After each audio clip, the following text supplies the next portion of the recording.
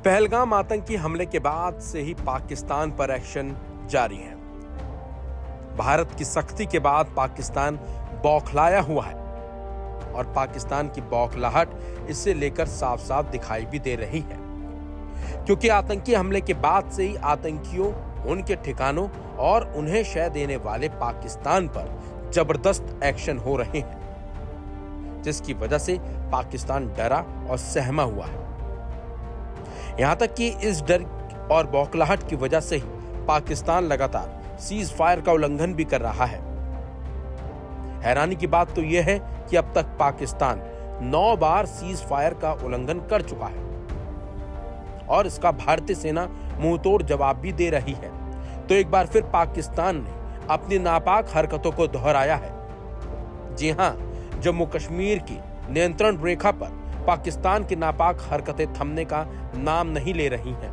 9 रातों से लगातार पाकिस्तान की ओर से बिना उकसावे की गोलीबारी की जा रही है। कुपवाड़ा, उरी, अखनूर क्षेत्रों में पाकिस्तान की सेना ने एक बार फिर से सीज फायर का उल्लंघन किया है, जिसका भारतीय सेना ने भी मुंहतोड़ जवाब दिया। सीज फायर का उल्लंघन ऐसे समय पर हो रहा है जब 22 अप्रैल को पहलगाम आतंकी हमले में 26 निहत्थे लोगों की मौत हो गई थी। भारत और पाकिस्तान के बीच इसके बाद से ही तनाव चरम पर है। 3 दिन पहले भारत ने पाकिस्तान को स्पष्ट चेतावनी भी दी थी कि लगातार सीज फायर उल्लंघन को बर्दाश्त नहीं किया जाएगा।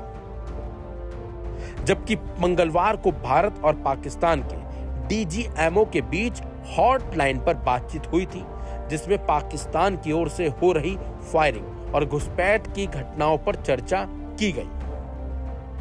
पाकिस्तान ने 24 अप्रैल की रात से एलओसी के अलग अलग इलाकों में गोलीबारी शुरू कर दी थी, जो अब तक लगातार जारी है। और उसी दिन भारत ने सिंधु जल संधि को निलंबन करने की घोषणा कर दी थी।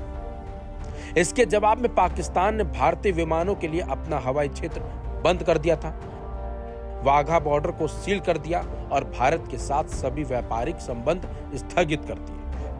पाकिस्तान ने गीदड़ भभकी देते हुए कहा था कि अगर भारत ने पाकिस्तान के हिस्से के जल को मोड़ने की कोशिश की तो उसे युद्ध की कार्रवाई माना जाएगा। आपको बता दें, फरवरी 2021 में भारत और पाकिस्तान के डीजीएमओ ने 2003 की सीज फायर संधि को दोबारा लागू करने का वादा किया था, लेकिन अब हालात एक बार फिर सीमा पर अशांति और खतरे की ओर संकेत कर रहे हैं। भारत और पाकिस्तान के बीच कुल 3,323 किलोमीटर की सीमा है, जो 3 हिस्सों में बटी है। अंतर्राष्ट्रीय सीमा, जो गुजरात जम्मू के अखनूर में चिनाब नदी के उत्तरी किनारे तक लगभग 2400 किलोमीटर की है। नियंत्रण रेखा, जो जम्मू के कुछ हिस्सों से लेकर लेह तक 740 किलोमीटर लंबी है, और वास्तविक जमीनी स्थिति रेखा, जो सियाचिन क्षेत्र को एनजे 9842 से इंदिरा कोल तक 110 किलोमीटर में विभाजित करती है। वहीं सीज फायर का उल्लंघन जिस तरीके से पाकिस्तान कर रहा है, उससे लोग भड़के हुए हैं। इनका साफ साफ कहना है कि पाकिस्तान को अब मुंह तोड़ जवाब देने का वक्त आ चुका है।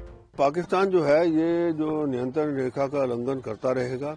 इसके 2 मसले होते हैं। एक तो ये इन्फिल्ट्रेशन अटेम्प्ट करा रहा होता है, और दूसरा अब वो चाहता है इंडिया को प्रोवोक करे कि हिंदुस्तान जो है एक ऑल आउट वॉर करे। पर उसको ये नहीं पता कि हिंदुस्तानी जो है हम वो चाणक्य नीति के साथ चल रहे हैं। हमने जो कदम उठाए हैं, जैसे कि इंडस वाटर ट्रीटी का अबेंस में रखना, बाकी जो डिप्लोमेटिक स्टेप्स रखे हैं, साथ में जितने पाकिस्तानी यहाँ पे थे, चाहे वो लॉन्ग टर्म वीजा था, शॉर्ट टर्म वीजा था, उन सबको कहा जी आप जाइए वापस। जिसके अंदर अब पता लगा है कि देखिए आप कितने लोग हैं ऐसे जो 40-40 साल से औरतें रह रही हैं यहाँ पे, शादी उन्होंने पाकिस्तान में की है, बच्चे उनके पाकिस्तानी है, पर कहाँ पढ़ रहे हैं, कहाँ पे है, हिंदुस्तान के अंदर पढ़, और सारे बेनिफिट जो हैं, चाहे वो लाडली बेटी का है, चाहे दूसरा ये वो ले रहे हैं। दूसरा आप देखिए, यहाँ पे अभी एक लड़का जो है वो कश्मीर में पकड़ा गया है, वो रह रहा है यहाँ पे। उसको कहता है जी मैं वोट भी मैंने किया, और अब वो प्रोफेशनल कॉलेज में था, 10वीं भी उसने की, 12वीं भी उसने की, और उसने क्या जो है वोट भी किया, और अब कहता है मेरे को समझ नहीं आती मैं क्या करूं। और एक जो है फारूक अब्दुल्ला गवर्नमेंट के टाइम का जो है आदमी, पाकिस्तानी आदमी, वो जेएनके पुलिस में रिक्रूट हो गया है। तो ऐसे ऐसी चीजें जो चल रही थी, भारत ने बहुत अच्छा किया है ये कदम उठा के कि उसको बंद कर दिया। हमें लड़ाई करने की ऐसे कोई अपने आप शुरू करने की कोई जरूरत नहीं। पाकिस्तान जब करेगा, पाकिस्तान जब इसको अपने एस्केलेट करेगा, उसके बाद हम जो है जो जवाब दे सकते हैं बड़ा मकबूल जवाब देंगे। और अगर हमने फर्स्ट स्ट्राइक करनी भी है तो हम उस हिसाब से देखेंगे कहाँ हमारा टाइम है, कहाँ हमारी जगह है, कहाँ हमने कितना फोर्स इस्तेमाल करना है, ताकि हम और ये जो है पाकिस्तान के लिए एक निर्णायक लड़ाई होगी, पाकिस्तान का जो है खात्मा ही होगा। डेफिनेटली ये डेस्परेशन नजर आ रही है पाकिस्तान की तरफ से। वो लोग बहुत घबराए हुए हैं, उनको समझ नहीं आ रहा कि कहाँ पे क्या एक्शन लेना चाहिए क्या नहीं। अगर आप उनके देखें जितने भी एयर एसेट्स हैं, एयर डिफेंस एसेट्स हैं, वो कराची की तरफ मूव कर गए हैं। तो वो एक तरह से एक्सपेक्ट कर रहे हैं कि लाइन ऑफ कंट्रोल के अलावा आईबी के अंदर भी कोई एक्शन की संभावना से वो एक्सपेक्ट कर रहे हैं। तो डेफिनेटली इनकी तरफ से एक डेस्परेशन अटैक है और ये वायलेशन उनको नहीं करना चाहिए था। और अच्छी बात है कि उन्होंने करके हमें एक मौका दिया कि हम उसको जस्टिफाई कर सकें फायर बैक करके। वहीं पहलगाम आतंकी हमले के दौरान जो शख्स वहां मौजूद था, जिसने वहां मौजूद लोगों की जान बचाई, उसने कई चौंकाने वाले खुलासे भी हमले के दौरान जो कुछ हुआ उसको लेकर किए हैं। सुनिए उसने क्या कुछ बताया, उस वक्त आतंकियों ने कैसे निहत्थे लोगों पर फायरिंग की थी। उस समय मतलब हम घर पे बैठे हुए थे, क्योंकि हमारी जो मौसी है वो मतलब मौसी भी हमको हमारा मौसी लगती है और चाची भी है, वो उसका डेथ हुआ था। तो जो लोग तहज़्ज़ुद पे आए थे, बहुत सारे लोग तहज़्ज़ुद पे आते हैं हालचाल पूछने के लिए। हम भी अपने मौसी के घर पे थे, तो उसमें बहुत सारे लोग जो तहज़्ज़ुद हालचाल पूछने के लिए आते जब किसी का मृत्यु होता है। तो उसमें एक पूनी एसोसिएशन का प्रेसिडेंट है, जो पहलगाम का लोकल पूनी एसोसिएशन था, प्रेसिडेंट है, वो भी आए हुए थे। जब भी अफवाह फैला हुआ कि बैसरन में ऐसे इंसिडेंट हुए हैं, तो उनको मैसेज आया था, एडमिनिस्ट्रेशन की तरफ से मैसेज आया था, और जो इनका ग्रुप में मैसेज आया था, वहां पे लोकल लोगों की हेल्प की जरूरत है, क्योंकि वहां पे गाड़ी ऑन स्पॉट मतलब वो इंसिडेंट हुआ तो वहां पे गाड़ी नहीं पहुंची, टाइम पे गाड़ी वहां पहुंच नहीं थी। वहां पे दो ही जरिया है जाने के लिए, या घोड़े पे जा सकते हैं या पैदल जा सकते हैं लोग। तो हम घर से निकले, उनके साथ प्रेसिडेंट साहब जो था वहीद अहमद वानी साहब, उनके साथ निकले हम, उनके पीछे पीछे हम भी चले थे। जैसे हम बैसरम पहुंचे तो हमको कम से कम 30 से 40 मिनट लगा बैसरम पहुंचने में। शॉर्टकट से जो हमारे घर है वहां पे हमारे जानवर घास खाने के लिए चराने जाते हैं, हमारे गांव के लोग वहां पे जो उनके जानवर है गाय वाय उनको चराने जाते हैं, घोड़े को चराने जाते हैं। तो वही रास्ते से हम भी गए थे, शॉर्टकट रास्ते से गए थे। तो हम जो ही बैसरम पहुंचा तो हमने मतलब देखा था क्योंकि वहां पे एक कयामत का मंजर था, मतलब हम वो बयान नहीं कर सकते हैं, और वो मंजर हम जिंदगी में कभी नहीं भूलेंगे। और जो वहां पे हमारे बहनें जो चला रहे थे और जो बच्चे चला रहे थे कि हमको यहाँ से सेफली निकालो, हमको मदद करो, हमको पानी पिलाओ, और जो वहाँ पे जो हमारे बहनें रो रहे थे उनको हमने बोला था कि हम आपके भाई हैं, हम यहाँ के लोकल है, आपको डरने की जरूरत नहीं, हम आपके हेल्प के लिए आए हैं। और बच्चे भी जो चिल्ला रहे हैं कि हमको यहाँ से सेफली निकालो।